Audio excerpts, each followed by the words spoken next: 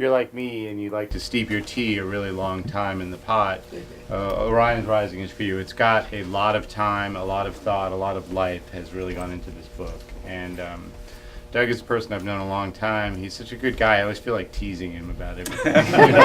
He's just one of those people. I just can't help myself, And then he's come out with this like unbelievably serious, profound book, and I'm thinking like, oh. At first I was like, what do I do here? But then it just made me. It just had so much more impact to me for that reason. When you know what a kind of person Doug is, and you see the depth and seriousness of the book, to me it really resonates. And I just congratulate you on this lifetime of excellent work that is encapsulated in this fine volume, Orion Rising. Congratulations. For sale here at this bookstore, I believe. Well, let me start with a disclaimer and then a public service announcement, all right? All right, so here's the disclaimer. Mind is car. The clutch is slipping a little, definitely losing reverse. The rearview mirror is cracked and I can't remember the last time I changed the oil. Language creates a metaphysical conundrum. Is my mind pre-owned or is it used? If pre-owned, then what ancient soul was predestined to stumble into mine? Better to consider it used, radio buttons stuck on the same stations, backseat jammed with kids laughing, the tires going bald. So this is an emergency exit, okay? In case of an emergency, that is war, that is preparation for war, that is life in 21st century North America, do not use the legislative process. Take the streets. So anyways, it's divided into three parts. The first section deals with kind of my experiences as a Vietnam War veteran. We've been working a little bit now with Vietnamese people, and they refer to it as the American War in Vietnam, for obvious reasons, I guess. So the first section deals with that. Second section deals with my sort of reflections on what life was like for me in Maine and raising a family. And the third section is a collection of children's poems that I wrote for my kids when they're little ones. So it's a weird compilation, but Rob Shetterly said a really neat thing. He said, Doug, he said, this is a weird collection. It almost works. Come on in. Come on in. And he said, what makes it work? He said, you've written the poems, these kids' poems and these family poems that guys who were killed in Vietnam or for whatever reason could not write themselves. So he said, you sort of carried that through for them. I thought, I like that. That works. Let me read a few from each one of these sections, and I'll see if I can pull this thing off. So sometime about in the early 80s, I got heard, I don't know how, because we didn't have internet or anything like that, that they were building this memorial to the Vietnam War in Washington. And it really, really pissed me off. So I wrote this on war memorials. The we in this poem are are Vietnam veterans who came to the realization that the war was an immoral, unjust, stupid venture, okay? So this is on war memorials. Corporate America, be forewarned. We are your karma. We are your Orion rising in the night sky. We are the scorpion in your jackboot.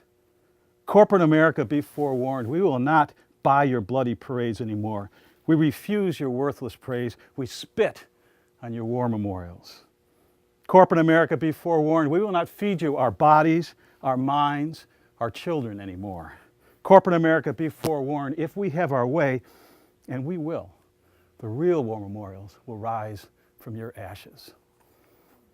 So that's early 80s, right? 85, I've been working with a couple of other people, five of us actually, and we formed a group called Veterans for Peace in Auburn, Maine, 1985. 5 of us. We now have about 4,000 members. We have chapters in every state in the nation. We have a chapter in London, England. We have a chapter in Ho Chi Minh City, Vietnam. We have NGO status at the United Nations. We're all over the place. Our first road trip, if you will, we chartered a bus and we went down to Washington, D.C. to protest our government's policies in Central America in the mid-1980s and to support 4 of our members who were going through a 40-day water-only fast on the steps of the Capitol.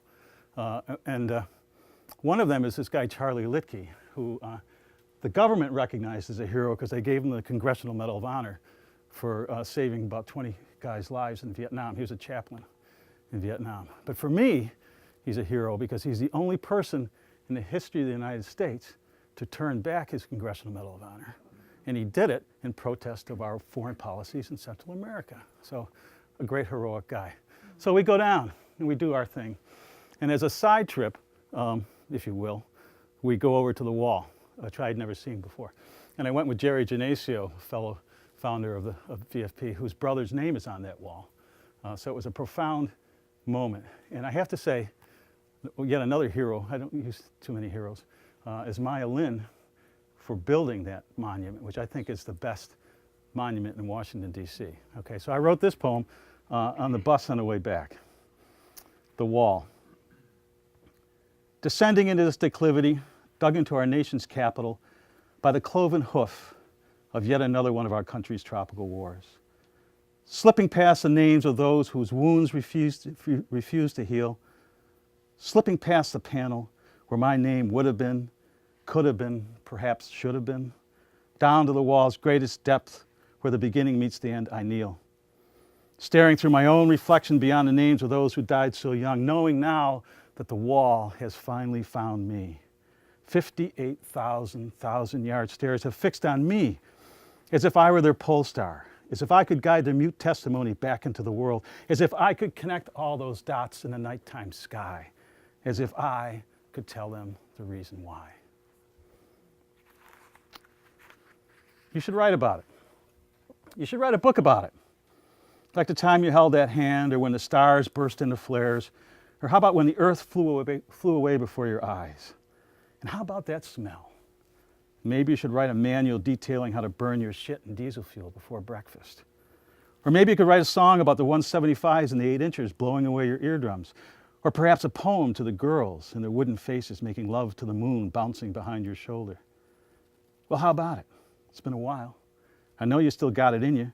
Write something, anything, God damn you. It won't kill you, you know, at least not any more than it already has. Survivor's Manual. Of course, now in my dedication and my acknowledgments at the beginning of this thing, I purposely did not mention Judy, who's met me when I got out of Vietnam, and we've been together ever since. All right? So this is Survivor's Manual to Judy. If your arms and legs are still intact, you are a survivor.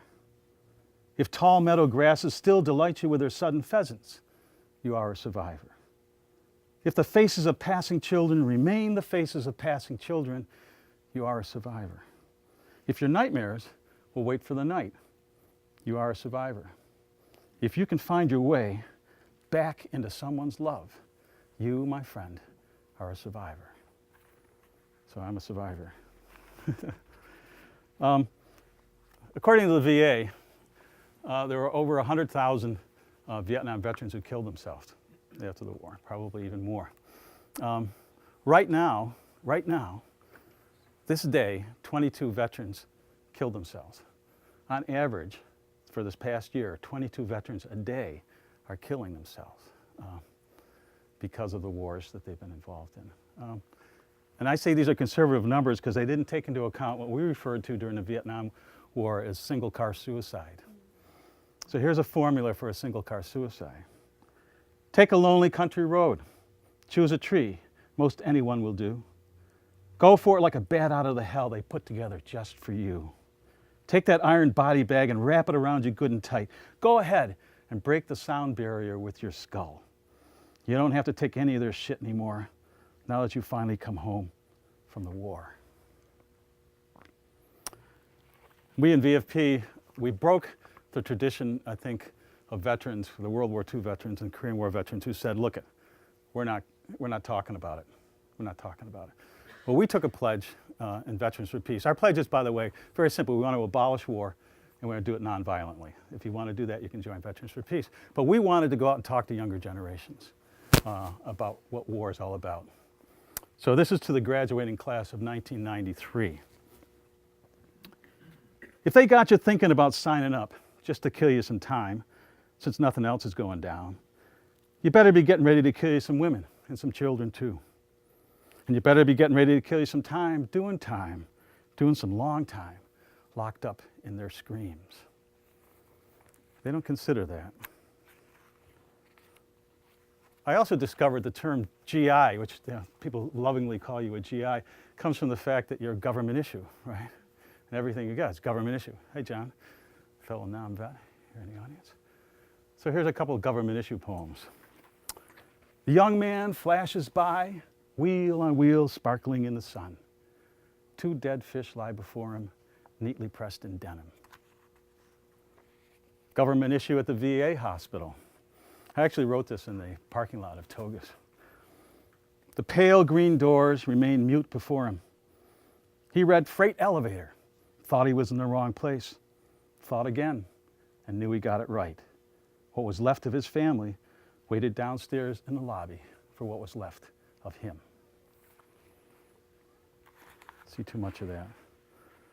This is giving silence for my son Josh and his buddy David when they turned 13. One of the things in this culture, of course, is that unlike many other cultures, boys know when they become men. They celebrate it in some way, right? They note it. In our culture, unfortunately, usually it was you became a man when you joined the military and stuff like that. So at the age of 13, I thought I'd write this for my son Josh and his buddy. I make the joke, by the way, I said, I gave him a choice between a dirt bike and this poem. And he said, well, the poem, Dad, the poem. Right. No. He did accept the poem eventually, though. So giving silence. If non-vets were ancient shamans, now would be the moment we choose to give you shelter from the coming storm. But we are merely survivors of suburbs and cities, not forest nor mountain.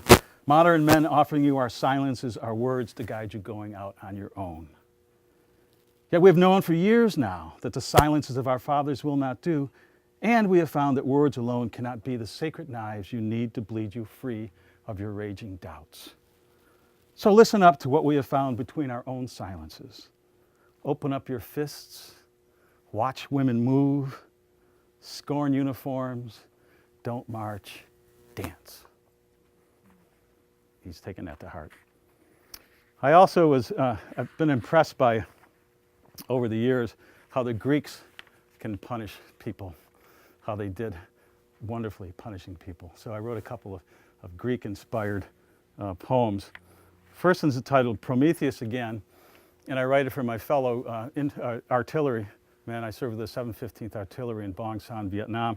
We supported the 173rd Airborne guys, and when they went out and they ran into any kind of shit, they called for fire down. Bring some fire down and coordinate such and such, such and such. So Prometheus again. We once brought fire down on some village children in that latest crazy forgotten war of ours. Now we've come home to spend our days asleep on park benches beneath corporate newspapers of indifference, in our nights chained to their trash cans, drunk on their Ripple, Muscatel, Thunderbird, retching our guts up into their blind and relentless dawn. Here's a special punishment for William Westmoreland, who was the general in charge of the military at MACV, Vietnam, called Narcissus Again.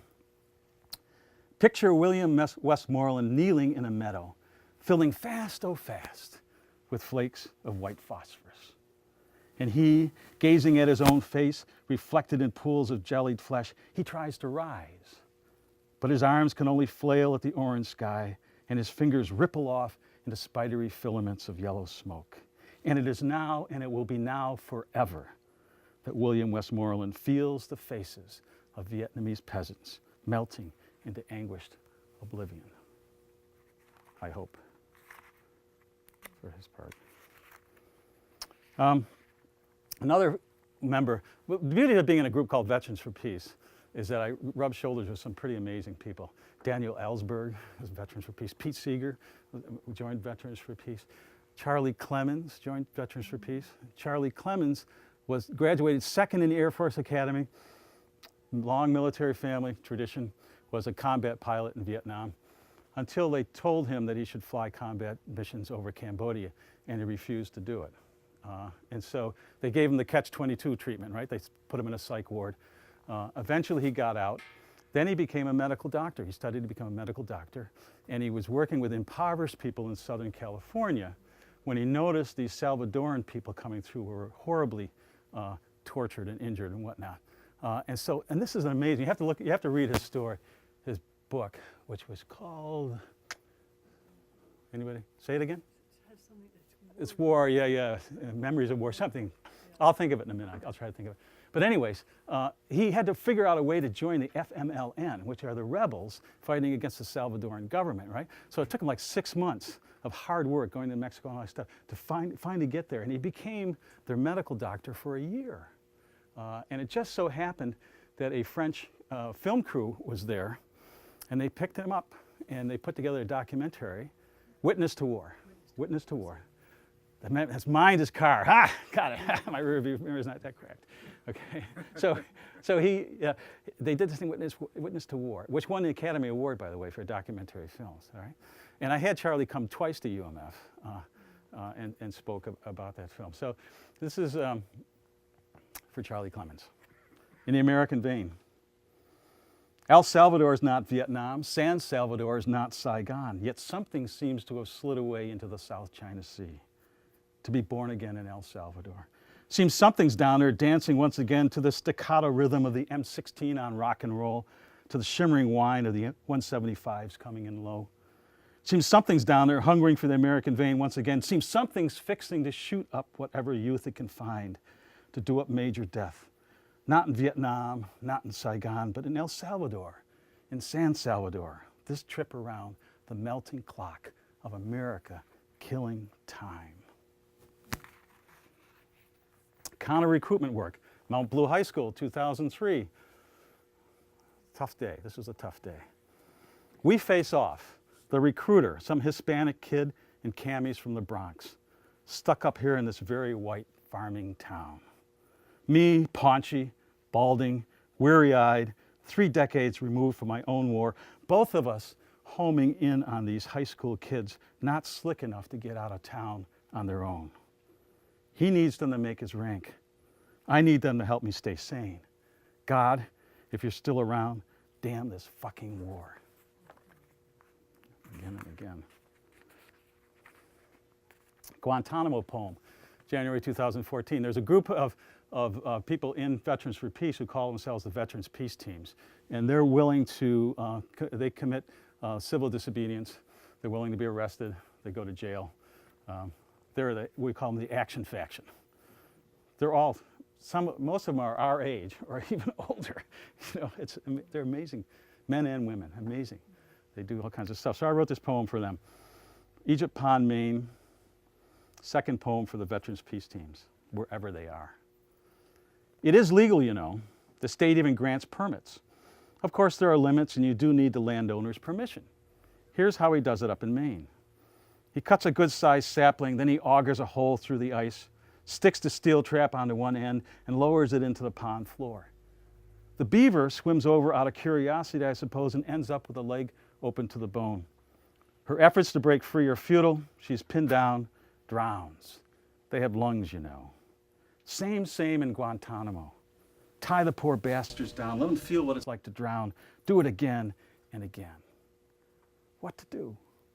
Up here, I strap on skates, take to the pond under cover of the stars, find the saplings and shake them up and down. Maybe spring the traps. I don't know. You guys, our brave brothers and sisters, wrap yourselves in prison orange, fast for days on end, gather at the White House fence, maybe change some minds. We just don't know. But I won't quit, and neither will you.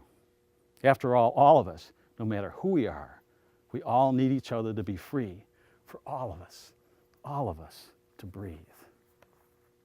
Let's move over to the second section of the poems. These are the main poems and my family poems. Okay, homage to the winter moon.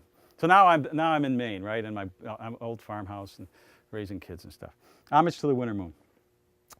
Apple trees stripped of their summer fruit squat like ancient mothers fingering the intricate lacework of their own moon shadows. And we, slipping into the solemn world, feel the evening strident headlines grow silent as the peace of this place, of this moment, sifts down into us, drifts into its own elaborate design, builds deep within us its own magical pillars to carry us through the days ahead. Josh turning 1. He sits and stares into the mirror, stoical as a heron at the water's edge. And as that great bird, stirred out of his reverie, breaks the still water with his flight, so shall he, dear son, mark his path through my life, which he has. To Jen turning 16, I begin this with a line from a Walt Whitman poem. A nameless patient spider launched forth filament, filament, filament out of itself, wrote Whitman. To Jen turning 16. The princess I made you out to be for all these years was merely a father's playful fantasy for which I do not apologize.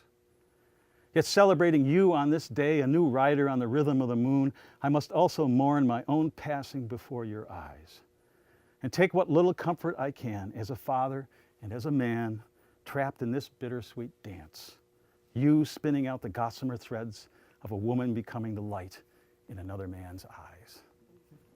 Hard. Here's a companion poem to that one, titled The Exchange. This is for Sandy Farmer.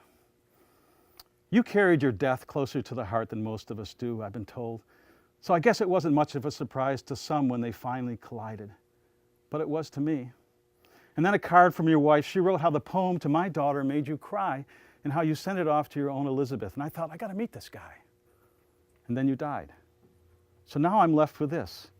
I imagine your daughter reading my poem aloud, the moment of your last breath, knowing through my words what one father's love can mean. And you, in exchange, send forth filaments of your own exploding heart, deep into my daughter's dreams, fashioning them into a vision of my death so intense that she came downstairs the next morning to offer me a smile, the first we've shared in days.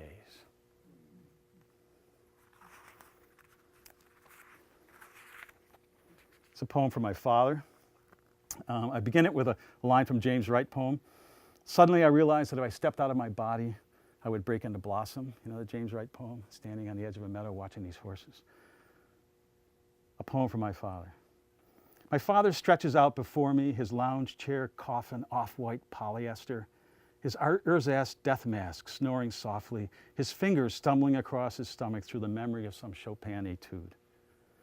It is a mid-afternoon in early July. A thunderstorm is blowing in from off West Palm Beach, raking the lagoon, sending the mourning doves back into the trees. I love you, I whisper, loud enough to pull him to the surface. He eyes me, startled and scared, his breath catching on something he heard, something that may have been important. We exchange shy smiles, do not speak. I turn back to my reading, he to some meadow of the soul, where old men practice the silent art of breaking into blossom. Which I hope you did. This is to Carol, my children's teacher, and to all good teachers, but it's particularly for you. My kids went to her wonderful school for 5 years, all right? And they're both amazing adults, and she's a lot to do with it. To Carol. And the moon could be a wise fisherwoman hauling her jeweled net through our seas. And you too could be of the moon, having pulled your tender web through my son and daughter these past 5 years. And as the sea following the moon forms the shore, so have you come through them to shape me. As all good teachers do, we think. We hope. We know. Here's a prayer to the roadkills, right? I live in Chesterville, right? I've seen it over the last 40 years, I've seen a few roadkills. Prayer to the roadkills. To those who freeze before our tons of rolled steel and prehensile thumbs, to those instinctual followers of ill-fated paths to home, to those who leave their intestines to glisten in our taillight glow, we ask forgiveness. Forgive us these past 2,000 years of grafting mind to wheel, of thinking time was ours to steal. 3 men on Bemis Mountain. A spruce root bulges out of thin soil, crosses the trail, then plunges back into the earth, embracing, I imagine, some subterranean ledge. No superfluous leafing or flowering going on down there. And yet, surely this is some form of intelligence, says Al. I smile, and Bob up ahead grunts agreement. We fall back into silent climbing, as men often do. Mirrors. It's another one of these. I called these things, a collection of these things, the dementia poems, but I've since stopped that name. For obvious reasons, right? Duh, it's self-evident. Here's a poem titled Mirrors. I have decided, I think, that my mind has become a series of walk-in closets. You know, the kind with a full-length mirror on the inside of each door. The door I just opened shuts and locks behind me. Looks like I'm not going back into that room again. But that's okay. I look into the mirror and see back over my shoulder the future swarming into now, my grandchildren approaching, leading my children, my wife, my good friends, the dog, the cat. No, not the cat. She moves out of sight to lick her paws and wash her face. She joins the rest of those sentient beings justifiably uninterested in my eclipsing self-reflections. Cats often do that. Okay, and finally we'll jump real quickly into the children's poems. Imagine Martha Lively's illustrations for these poems. Right? I wrote these for kids. We were reading a lot of A.A. Milne, and if you read Milne, you know, just the musicality of language. Rainbow Girl. What a strange little girl, said all the doctors and the nurses too. Her throat's yellow and her belly button's blue, and look, her knees are a bright summer green. What could it be? Is she sick or possibly in pain? Oh no, not all or any of that. She just drank up a hatful of rain and gobbled down a most enormous chunk of sunbeam, which I suppose made her mouth feel sunny. So of course she's all those colors. Wouldn't you be with a rainbow in your tummy? Vegetarian doubts. Since animals are my pals, I don't eat meat. Day and night I pack those veggies in good and tight. But suppose I end up with a zucchini for a nose, or carrots for ears, or maybe onions would roll down my cheeks instead of tears, and parsley would grow where my fingers should be. And what if every time I tried to talk, out would come a celery stalk?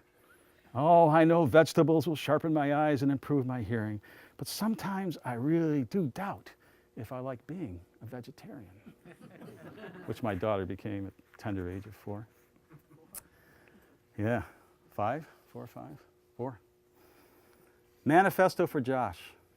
Grab a flake of now, swirling all about you. Lay down and let it melt into your child heart. Reach out and let it wash over you. Stand still and let it cover your tracks. Move on and feel no regrets at the closing of the day. Jen. The birch splits its bark, the snake its skin. The child leaps into the woman she always has been. Nothing is new, nothing is changing. The birch is the bark, the snake the skin, the child the woman. The seed flowering dies back into the earth as the child growing turns forward toward her new birth. And finally, my dad's song. Sit beside me and we'll sing along with the meadows, the swallows, and the stone wall. You and me under the tree, backs to the wall, watching the swallows be. As far as I'm concerned, it's an identity crisis. I mean, you come out of a war zone and you ask yourself, who the hell am I? Right? Am I this guy or am I this guy or what's going on? You know, and so I tossed it out to the audience, and this woman said, you know, that person also should ask her lover, who are you? I said, wow, that's profound. And then I went home and I shared that with Judy, and Judy said, yeah, they should have said, who are we? All right, this is percolating in my head. I go back up into this hotel room. PTSD remedies. First off, drop the P. There's nothing post about a mirror that threatens to slit your wrist. But keep the D. I'll take disorder, sweet chaos, anytime over this close order drill that haunts my early morning hours. Then let the healing begin. 1, ask yourself, who am I? 2, ask your lover, who are you? 3, remain still. Wait for he or she to whisper, who are we? Now the ache has permission to leave, and the sunrise can ease you into another day.